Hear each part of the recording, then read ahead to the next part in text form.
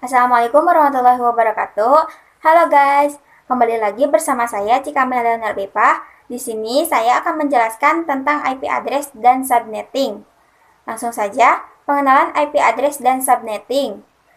IP address adalah suatu perangkat yang ingin terhubung ke perangkat lainnya, baik itu menggunakan wired maupun wireless. Tentu saja memerlukan identitas nama pada setiap perangkat. Identitas tersebutlah yang dinamakan IP address. Yang kedua, subnetting. Subnetting adalah upaya atau proses untuk memecah sebuah network dengan jumlah host yang cukup banyak menjadi beberapa network dengan jumlah host yang lebih sedikit. Teknik subnetting membuat skala jaringan lebih luas dan tidak dibatasi oleh kelas-kelas IP. Contohnya, IP kelas ada A, B, dan C yang sudah diatur.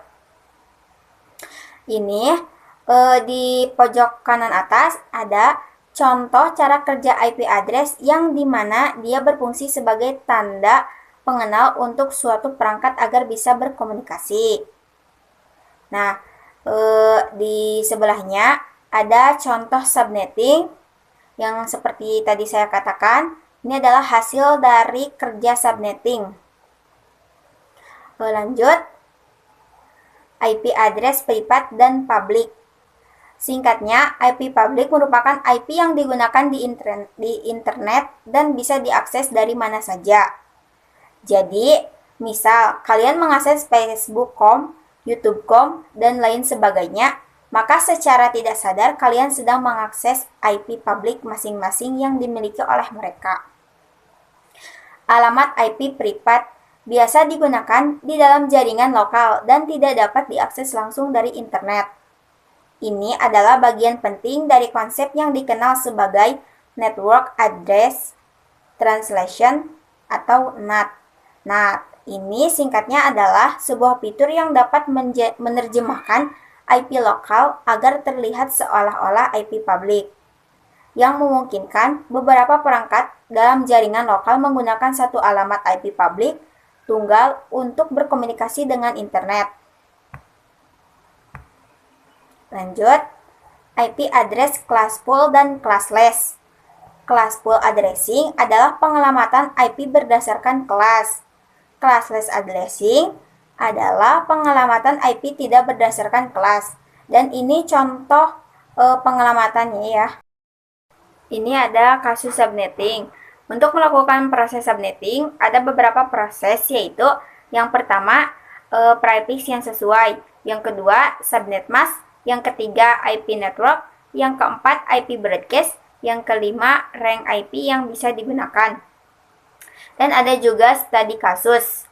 Yang pertama 60 host, yang kedua 150 host, yang ketiga 192.168.10.43/26. Lanjut, ada information, yaitu ada network ID. Network ID adalah identitas suatu kelompok IP atau subnet. Yang kedua, broadcast. Broadcast adalah alamat IP yang digunakan untuk memanggil semua IP dalam satu kelompok. Lanjut, konsep blok subnet. Yang pertama, IP network. Yang kedua, IP broadcast. Diibaratkan seperti ruangan setiap blok subnet, default tidak bisa saling ping komunikasi.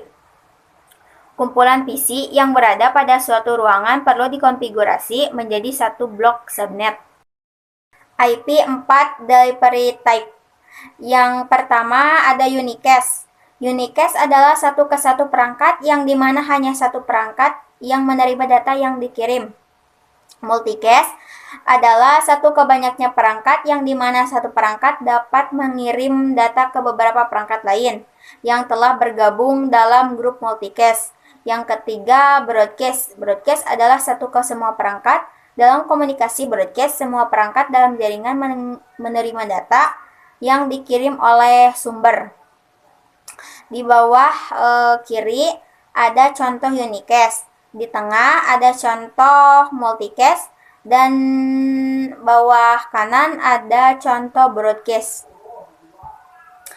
Lanjut, Yang terakhir ada konsep switch dan router. Switch yaitu mengkoneksikan perangkat yang satu network.